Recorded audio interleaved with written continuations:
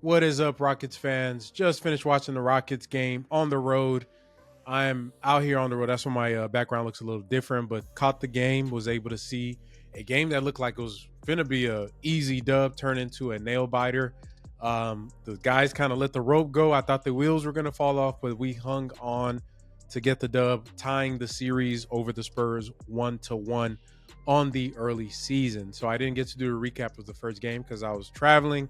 So I'm going to try to touch on some of the first game stuff and talk about how some of the things I saw carry over to this game in this podcast / video. So y'all tap in and enjoy. So in the first game against the Spurs, the Rockets took a very nasty looking L that had people questioning a lot about the team, including Ime Udoka. The offense stalled. It looked nasty. Guys were taking dumb shots. Şengün struggled.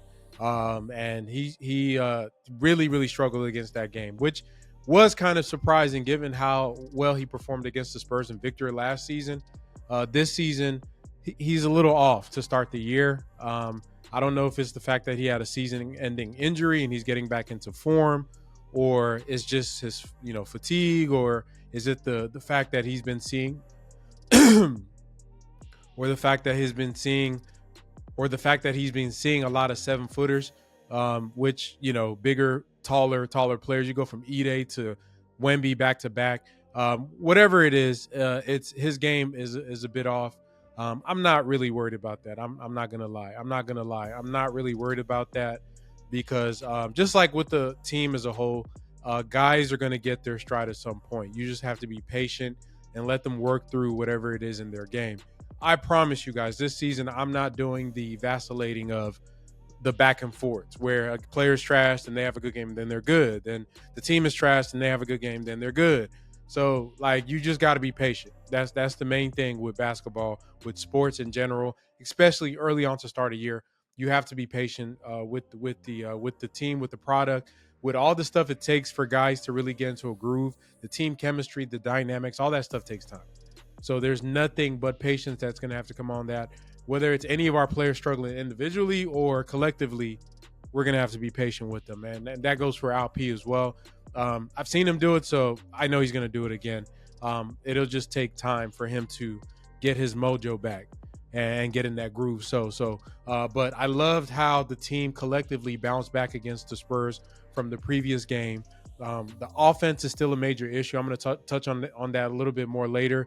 But the offense is still an issue, and I think a lot of their issues come from the team construction, and not in a negative way. It's almost a surplus of too many highly talented players, and I think that's kind of leading to it. But the last game, the Spurs were just the aggressors. They took the fight to the Rockets, and they just kind of just stepped over us. And we looked soft. We looked out of sync. Guys were taking bad shots. I didn't like the game that Fred VanVleet played as a leader.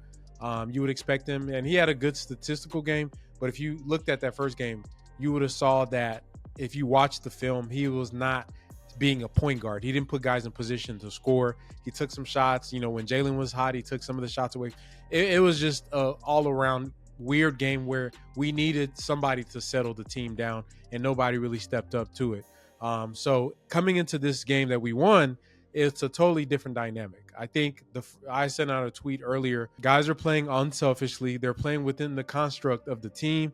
They were helping each other, rotating, get into their spots, helping both on offense and defense, hitting the glass, doing all the things that a good team's supposed to do, playing scrappy, which, pretty much the team is always going to have to play like that. I think that because of the success they had last season, coming into this year, they probably started smelling themselves a little bit and felt like they had arrived somewhere, and when in reality they hadn't really arrived. Right? You got to still pretend you're that terrible team that Steven Silas was coaching. And I think the mentality of trying to get the stink off of being that bad of a team in the previous years, that really boosted them last year to want to change the narrative. And I think they need to approach every game like that. Like, you are still the team that won 17 games. You know what I mean? So they got to come in hungry. And I think for the most part for this game, they did. Looks like they kind of ran out of fuel a little bit at the end, but we were able to thug it out through on the heroics of Jalen Green. And Jalen has been balling this year. To me, one thing I would say, talk about Jalen, um, that I've noticed from him this season is the fact that he is so composed in the games. He is so composed. He's playing a mature brand of basketball right now. And if this is the person, and not even just ignore the stats, right? I already told you guys, about the process of him shooting. People said he took too many threes in the first game, or I forgot. I think it was in the Charlotte game, whatever game it was. They said he took too many threes. When he took 15 threes, only made 5. I told you guys, you got to trust the process on this. I'm not somebody that's focused on statistics and numbers as far as, I love stats. Y'all know I break down the game. But when I'm talking about the game of basketball, there's a kind of some intuitive stuff about it that you really can't put numbers on. And what I liked from what I saw from Jalen early on in the season is that he was taking the right shots, right? If they're running a pick and roll and the big man is in a drop, take your 3. That is modern NBA. That's what Dame Lillard would do. I know he isn't Dame Lillard or hitting at that clip, but it's not about the make or the miss, because what you're setting up is what you're going to see going forward for him is you're telling the coaches watching the film that we cannot play drop coverage against this team, because even though he might go 5 for 15 in this game, next game he makes 7 threes. He makes, like he did tonight, 7 out of 13. There might be a game where he makes 10 threes. But the fear, and there was not to be rambling, there was a quote from Daignault, the OKC coach, about getting his guys to shoot. I forgot which player it was. It was one of their players. They were asking him that, how can we get this player to be more of a 3-point threat? And his response was that he takes only like 2 or 3 threes a game. We have to get that number up, because in the NBA, and I'm just paraphrasing, it's not really about the percentages. It's about having almost a rumor about you that you're a good 3-point shooter, having that reputation about you that you're a good 3-point shooter. And that reputation, and even they went on that conversation with Daignault to say that there are guys that have one good shooting game or 2 good games and build a reputation for the rest of their careers off of that. And they're players that are really efficient shooters, but because they shoot such a low volume that people don't take them seriously. And that is the case in the NBA. You really have to build that reputation. And a lot of it is not based on just your percentages. It's based on your frequency and the fact that you're going to do it more often than not. And I think for Jalen, obviously, you got to know when to drive, like he did in the first game. He was getting to the hole, almost led the heroics against the Spurs in the first game when we played them and lost. In this game, kind of found a good rhythm, got into the shooting rhythm, was able to still get down to the line and get to the free throw. So the process is there. You have to really train yourself to ignore the stats. You have to ignore the stats as it relates to efficiency right now, because for young players, it's not really about the efficiency first, it's about the process. If you're doing the right things, over time, in aggregate, those things are going to end up producing good outcomes for you. Those processes you're doing are going to produce good outcomes because their skill level is going to go up. And then, the game is going to bless you. The game is going to bless you if you do the right things. If you do the right things, you're more than likely going to find yourself in the right situations. And Jalen is playing a mature brand of basketball right now. He is hitting the shots he's supposed to, taking the shots he's supposed to, get into the basket. Even saw a little bit of foul baiting, playing like a star player, like a star scoring guard right now. And the defense has been really elite. Like, he's been playing really, really engaged defense off and on ball. He's already saying that he wants to be an all-star level player. And if this leap, not of efficiency, and the efficiency is nice right now. I don't know what his 3-point shooting is on the year. I know a few games ago it was 39%, and he's had 2 back-to-back good 3-point shooting games. So it's probably higher on threes. The twos, I think the twos are going to even out to the mid-40s at some point, which is typical for most guards. I think Harden's baseline was like 44% from twos and like 37% from three, right? On high frequency, high volume. Also got to the line a ton. That really boosted his true shooting percentage. So Jalen is obviously he's not producing the assists as you would like from a number one guard, but he's getting the stuff, like he's building steps. And one of my favorite plays, I had 2 favorite plays from this game. One of my favorite plays was the play that Fred VanVleet hit that big clutch dagger 3 to put the Spurs away. Jalen, they ran the guard on guard screen. Fred VanVleet, where he ghosted. I forgot what the name of the action is, but Fred VanVleet come and set the screen, ghosted. The Spurs try to trap Jalen. Once he saw the trap and they didn't switch it, he kicked it instinctively over to Fred, who made that big three. In the past, KPJ and Jalen used to run that same play with Steven Silas, right? They used to run that same play with Steven Silas. If you remember, I think KPJ ran a play similar to that to beat the Washington Wizards in that buzzer beater after he came back from the game where he left the arena at halftime, which is crazy to talk about. But that play, a lot of times when our guys would run it, the guy that was going to take the shot that had the ball last was going to take that shot. They were not passing. I can't count on one hand how many times I've seen them run that guard on guard action, and the person with the ball actually passes it, regardless of whether the double team came or it was whatever it was. They always took the shot. He passed it. No ego. Didn't think, just passed the ball, made the right basketball play. Fred hit an open three based off of that. That was just beautiful. The other play was the Şengün set a screen, gets the pocket pass, starts going downhill. Once again, basketball play, make the right play, right? Maybe 2 games ago, because I feel like he got humbled a little bit. He might have dove in there and tried to like get a layup and lost the ball, or maybe he drew a foul. Maybe he makes it. I don't know. But he just whips it over and kicks it over to Jabari for that three. Another big three to give us some breathing room on the Spurs before Alpine eventually went down to the bench. So I'm process oriented, guys. If you don't like, I'm watching things that are going to translate over to later on in life for these players, later on in the season for these players. I'm going to challenge you all. Don't get bogged down in the minutia of game by game, quarter by quarter. Oh, this player played bad in this quarter. He's shooting this many threes. He's going to just watch the process. Watch the process. The Rockets they're cooking something. They haven't quite finished it yet. They haven't put it together. The meal isn't made yet, but they're cooking something up. And to me, the baseline, while they're figuring everything out, they have to play hard. They have to play scrappy. They can't be lazy. They don't have the IQ and the talent at that level where you can just chill. They don't have any superstars on the roster. So you got to be the dog. You got to get it from the mud. So these are the ways they're going to have to win games, just by being tough, physical, playing good defense, and then just doing what you can on offense. And that offense is an issue. But overall, love the response from the guys. Love the response. I love the adjustments Ime Udoka made.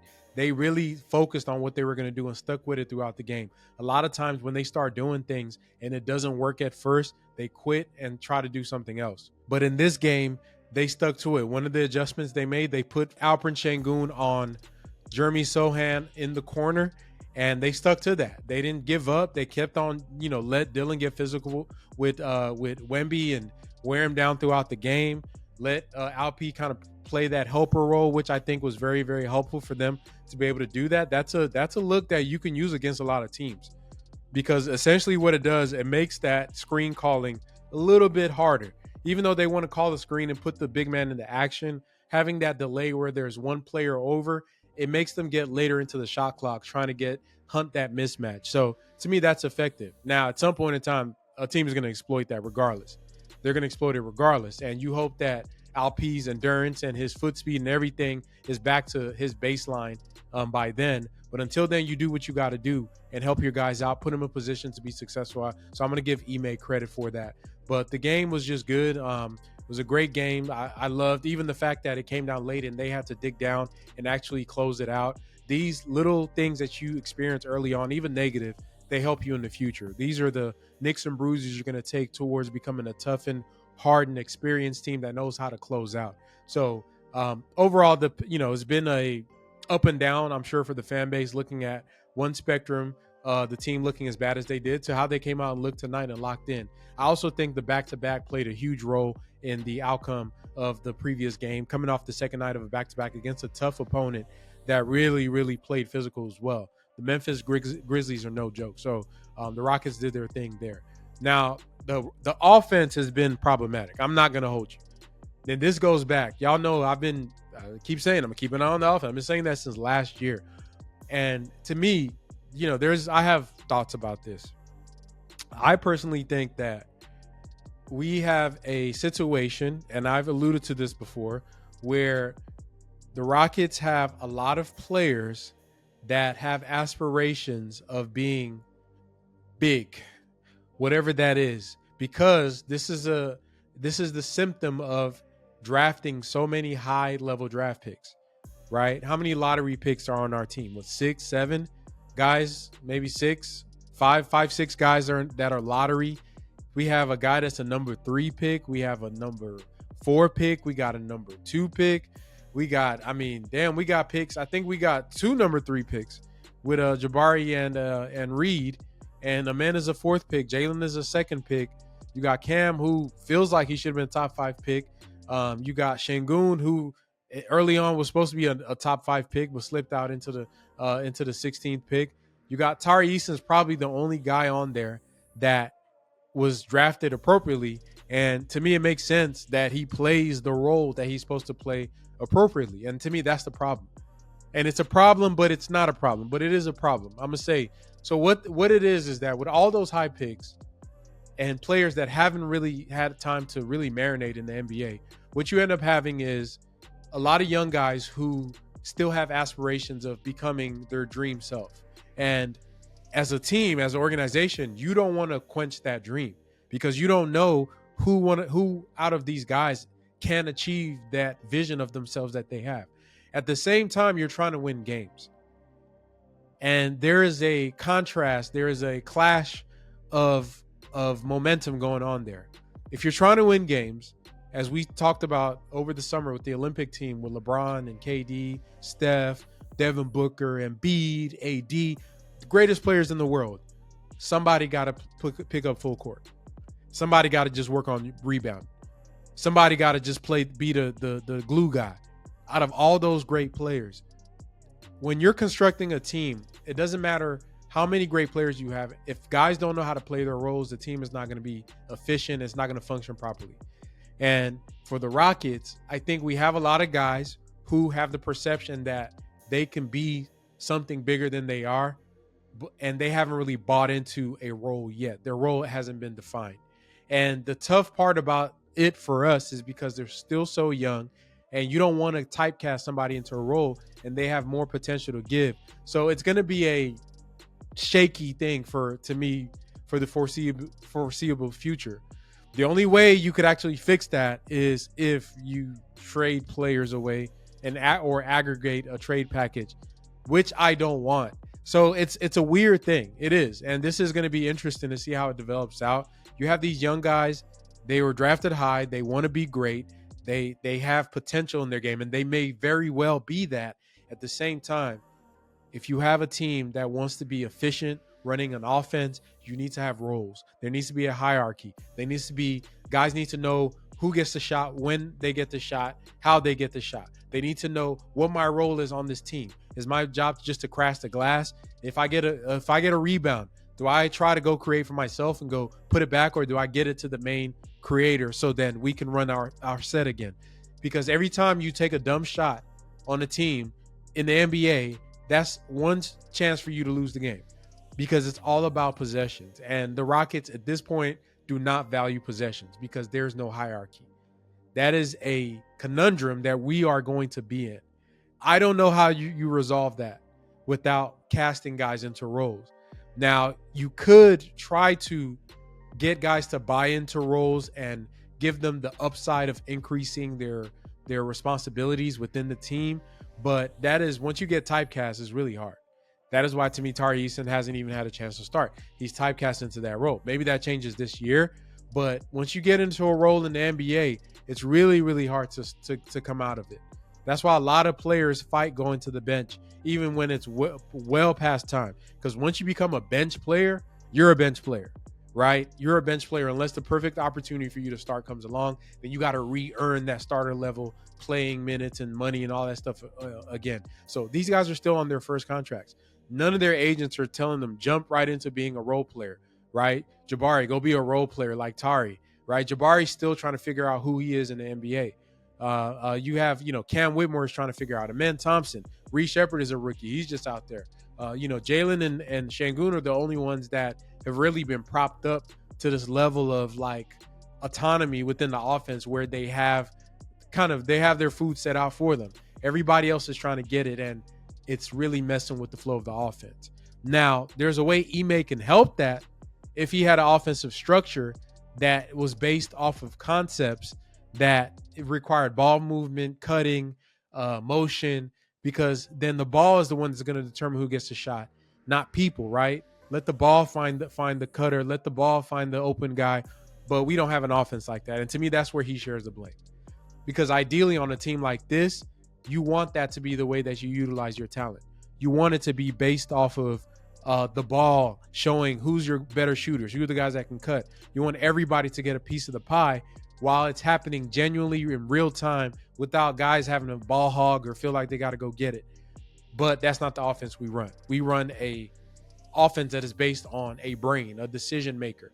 Whether it's going to be a primary ball handler within that possession, is it going to be Şengün? Is it Jalen? Is it Fred? Whoever is initiating the offense at that point is the one that's going to determine what happens with the ball. And we don't have a savant level point guard that's able to like just dime up everybody. So guys get hungry and they want to go get theirs. So it's there's some things you could do. You could bring in one of those guards at some point in the future. Maybe we have one in Reece Shepherd. We don't know. He's playing a little shy right now.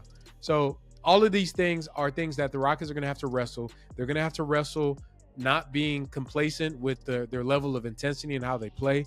They're going to have to wrestle figuring out the hierarchy of the current team. Even though I described all that, there still needs to be a certain hierarchy. The way I see it, I've told everybody this before, the ball handler is the one that the table sets. So if it's going to be Jalen and Şengün as your two top offensive players, Jalen as the ball handler always determines what happens. This is the natural development of basketball. The guy that's running the show with the ball in the hands is going to determine what shots are given. So the better Jalen is at making reads, the better he is at passing the ball. The more mature his game is, as I described earlier, the better it will be for Şengün and everybody else on the team. Because that means he's taking the right shots. That means he's making the right passes. That means he's making the right reads. He's pacing the game the right way. You want Fred to be able to set the table, get guys into sets, do all those point guard things. But if Jalen is going to be on ball and off ball and he's playing at this mature pace, it means everything for the Rockets. And I've been saying this for a year and a half now. The Rockets last year were a Jalen Green leap away from being one of the best teams in the NBA. Once Şengün stops trolling, I promise y'all he going to be all right. He will be. I promise y'all he going to be all right. Not worried about him. Once he stops trolling and guys start like seeing like, okay, this is what I can do. My job is to do X, Y, and Z. You hope they develop that over time. Then the Rockets still have the same blueprint to really be a team that can win 47 to 50 games. It's still there. Do not get bogged down in the individual games. You got to let this thing breathe out for a little bit. Give them boys, like I said, mid-November. Let's get to about 10 games. Let's get to 10 games. In my next video, I'm going to try to do a 5-game statistic overview just to see where we're at as a team. But as far as like trying to give an identity to the team, it's too early to tell right now. But to me, love their response. I think it showed character. That's one thing about Ime Udoka. He knows how to challenge his teams. The offense is problematic. I'm not going to lie. I do wish we had an offensive coordinator or somebody that was more creative with the way that they use all these talented pieces. And I feel like at some point, because the way the offense is, it's going to force the hand of Stone to do something that we may not want. But that's not going to be right now. But the Rockets love the response. I don't even know when they're playing next. I haven't even had a chance to really get my regular setup. But whenever that is, I expect them to play a lot better for more consistent amount of time, because they haven't put together yet a full game where they just put the squeeze on the team from start to finish. So that's going to be the next step for them. And then once they get their rhythm of how to do that, you'll notice that it just comes easier. But what was your favorite part of the Spurs game, both games? What was something that you really love? I just love how they responded from this previous game. But if you're new to the channel, make sure you hit the subscribe button. If you like this video, hit the like button. Keep rocking with the Chop Shop, and we're going to keep dropping that fire. DJ Candlestick. It's the Chop Not Slap Show.